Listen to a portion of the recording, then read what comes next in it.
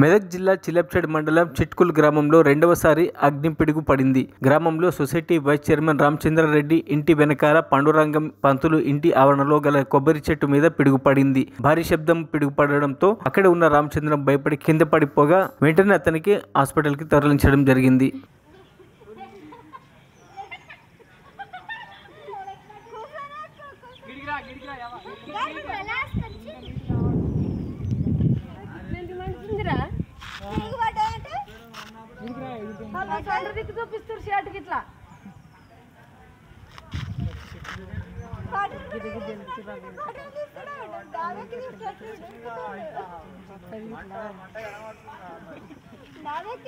మరిన్ని అప్డేట్స్ కోసం మా ఛానల్ని సబ్స్క్రైబ్ చేయండి.